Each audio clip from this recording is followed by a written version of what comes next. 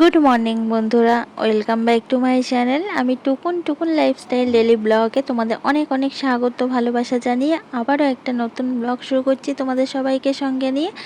আশা করছি তোমাদের ভীষণই ভালো লাগবে। কেমন আছো তোমরা সবাই? আশা করছি যে যেখানে আছো সবাই খুবই ভালো আছো, সুস্থ আছো, আর তোমাদের আশীর্বাদ ভালোবাসে আমরাও খুবই ভালো আছি। তো সকাল থেকে আমাকে কি কি কাজ করতে হয়, আমি কি কি করি, তো সারাদিনটা কিভাবে কাটে সেগুলোই তোমাদের সঙ্গে আজকে শেয়ার করলাম। আশা করছি পুরো ভিডিওটা দেখো, তোমাদের খুবই ভালো লাগবে। তো সকালে উঠেই আমার রোজগারের মতো রান্নাঘরে চলে এসেছি। এসেই সকালে টিফিনটা রেডি করার জন্য রান্নাটা বসিয়ে দিয়েছি।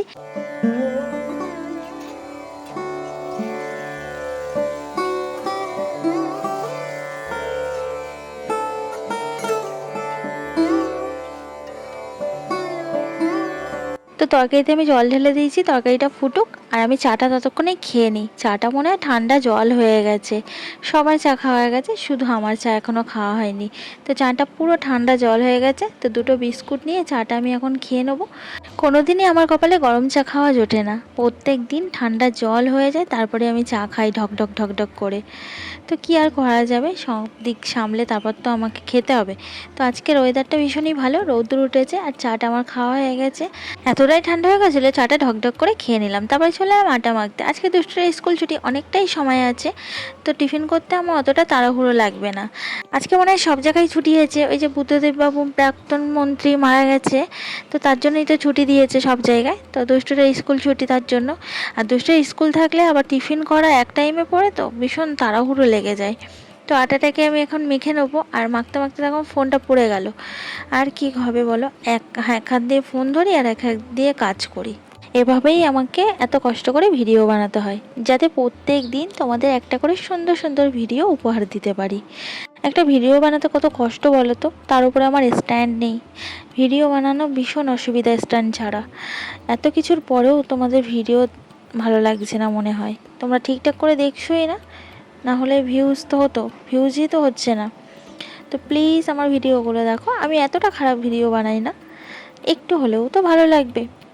তো এখানে আমি আটাটা মেখে রুটিগুলো সব একে একে বেলে নিচ্ছি, তারপর রান্নাঘরে নিয়ে যাব, একবারে রুটিগুলো বেলে তারপর ছেঁকে নেবো।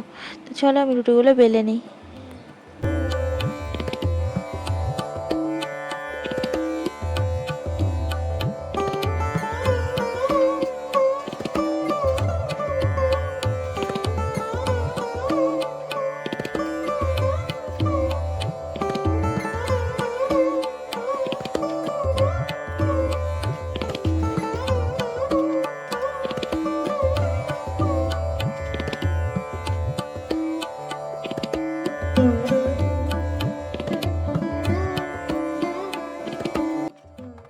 তো সকালের টিফিন আমার রেডি হয়ে গেছে, এবার দাদাভাইকে খেতে দেবো। দাদাভাই চলে এসছে ওপরে, তারপরে দাদাভাইয়ের টিফিনটা আমি রেডি করে দেবো। তো এখানে টিফিনটা আমার রেডি করা হয়ে গেছে, প্যাকিং করে দিচ্ছি। দাদাভাই নিচে চলে গেছে আর আমাকে বললো টিফিনটা ঝটপট প্যাকিং করে নিচে নিয়ে আসো। তো এখন আমি এই যে দৌড়াচ্ছি নিচে, না হলে এক্ষুনি আবার চেল্লানো শুরু করবে যে কি হলো, এত দেরি হচ্ছে কেন। আর বলো না, সকালবেলাটা এইভাবে আমার কেটে যায়, এত তাড়াহুড়ো লেগে যায়। তো দাদাভাই দেখো রেডি হয়ে গেছে আর এই যে বেরিয়ে পড়লো। এবার আমি সংসারের কাজে লেগে পড়বো। তার উপরে আজকে একটু তাড়াতাড়িই গেল দাদাভাই অন্যদিন 9টার সময় যায়, আজকে 8:30টার মধ্যে বেরিয়ে গেছে। আর এদিকে দুষ্টুটা দেখো ঘুম থেকে উঠে খেলা শুরু করে দিয়েছে, আর ঘড়িতে প্রায় 9:30 বাজতে যায়। এখনও 9:30 বাজেনি, 5 মিনিট বাকি আছে।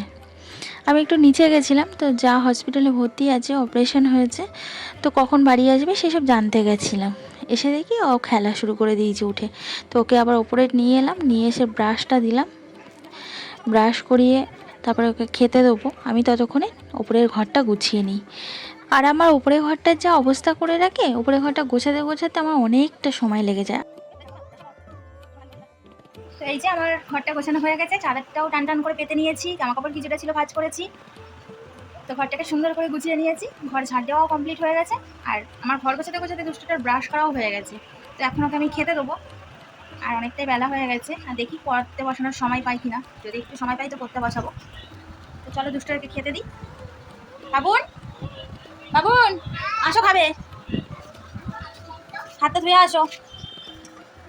তো এই যে এখানে ওকে খেতে দিয়েছি রুটি, আর এই যে তরকারি, আলুর তরকারি। ও একটু ঝোল বেশি খায়, আলু খেতে চায় না, তার জন্য ওকে একটু বেশি করে ঝোল দিয়েছি। আসো আসো, চলো চলো চলো, খেয়ে নাও তরকারি। বসো বসো, তাড়াতাড়ি খেয়ে নাও, আবার চেয়ারটা সরিয়ে দিতে হবে। নাও বুঝে, এবার তাড়াতাড়ি খেয়ে নাও, দেখি পড়তে বসতে হবে তো। স্কুল ছুটি করে কি পড়তেও নেই বাড়িতে? বাড়িতে তো পড়তে বসতে হবে বাবা। আচ্ছা তুমি আগে খাও তো দেখি, অনেকটাই বেলা হয়ে গেছে, খেয়ে নাও। তো খেতে থাকুক, আমি বাকি কাজগুলো করে নিই। আর বলো না, সকাল থেকে মেয়েটার শরীর খারাপ, পেটটা ব্যথা ব্যথা করছে, মনে হয় গ্যাস মতো হয়ে গেছে। তো একটু মুড়ি বাতাসা ভিজিয়ে দিলাম, ওটা খাক, পেটটা ঠান্ডা হবে। আজকে ওর পরীক্ষা, বলো কিভাবে যাবে আমি সেটাই চিন্তা করছি। একটা হরেক মালালা এসেছিলো 20 টাকা, সব কিছু। তো তাকে দাঁড় করালাম, ঘরের পাপোশটা না ছিঁড়ে গেছে, তো মেনলি পাপোশ নিতেই এলাম। অনেক দিন ধরেই নেমো নেমো করছে, সে আর নেওয়া হয়ে উঠছিল না। আর এখানে এত সুন্দর সুন্দর জিনিস, মনে হচ্ছিলো সব কিছুই নিয়ে নিই, তো পয়সা নেই বলে নিতে পারিনি। তো এই কাপটা খুবই পছন্দ হয়েছিল, তোমাদের দাদাভাই যেটাই চা খায় সেই কাপটা ফেটে গেছে, তার জন্য এই কাপটা নিলাম, দাদাভাইকে চা দেবো। আর এই পাপোশটা কিনলাম। তো কাপটা 20 টাকা নিল আর পাপোশটা 20 টাকা নিল। আরও কত সুন্দর সুন্দর জিনিস ছিল, ভীষণ ইচ্ছা করছিল নিতে। কাপ প্লেটের সেটগুলো ছিল খুবই সুন্দর। তো দেখি পরে এক সময় যদি সুযোগ হয় তো নেবো। তারপরে চলে এলাম রান্নাঘরে, ভাতটা বসিয়ে দিয়ে গেছিলাম, তো ভাতটা ফুটে গেছে। আর এদিকে আমি মাছটা ভেজে নিচ্ছি। মাছগুলো দিয়ে আলু দিয়ে পাতলা জিরে বাটা আদা বাটা দিয়ে তরকারি করব। কোনো সবজিপাতি ঘরে নেই, খুব কাঁচকলা খুঁজছিলাম, মেয়েটার পেটটা ওরকম ব্যথা ব্যথা করছে, তো একটা কাঁচকলা পেলাম না সবজিওয়ালার কাছে। আর এই রুই মাছ একটু সবজি দিয়ে করলেই ভালো লাগে খেতে, তো কি করব, কোনো সবজি তো নেই, তাই আলু দিয়ে করতে হবে অগত্যা। তো রুই মাছগুলো ভেজে নিয়েছি, এবার আমি রান্নাটা সেরে নেবো তরকারিটা করে। তো চলো আমার সঙ্গে থাকো।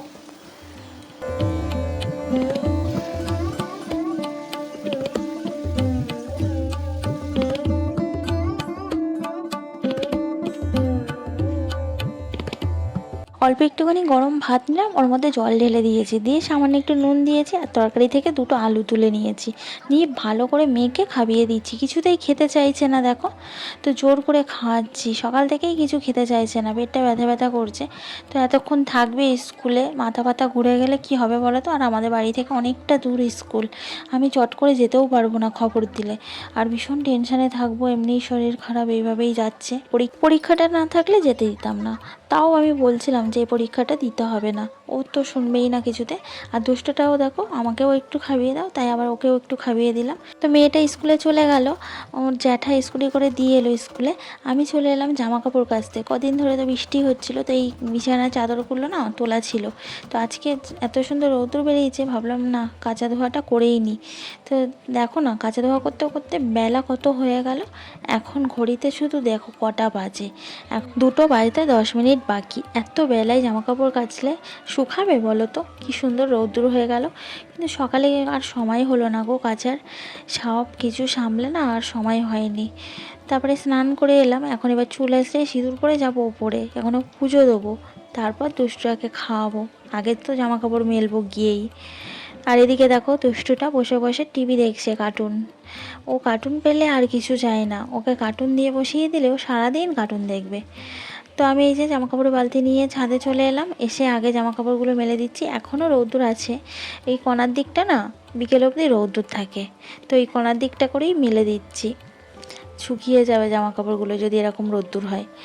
আর এই চাদরগুলো না পাতলা, তো একটুখানি থাকলেই হাওয়া লাগলেই শুকিয়ে যাবে। তো জামাকাপড়গুলো মেলে চলে এলাম ঠাকুর ঘরে। এখন আমাকে পুজো দিতে হবে, তো তুলসী তলায় জলটা ঢেলে তারপরে ঠাকুর ঘরে পুজোটা সেরে নিলাম। কিছুক্ষণ পর ঠাকুর ঘরে এসে ঠাকুরের থালা বাসনগুলো তুলে ঠাকুরের এঁটোটা পেরে নিলাম। ভিডিওটা আজকের মতো এখানেই শেষ করছি, দেখা হচ্ছে আবার কালকে একটা নতুন ভিডিওতে। ততক্ষণ অবধি তোমরা সুস্থ থেকো, ভালো থেকো, আর চ্যানেলটা সাবস্ক্রাইব করে দিতে ভুলো না। ভালো লাগলে লাইক করো, কমেন্টস করে জানিও আমার ভিডিওটা তোমাদের কেমন লাগলো। সবাই খুবই ভালো থাকবে, সুস্থ থাকবে। চলো টাটা।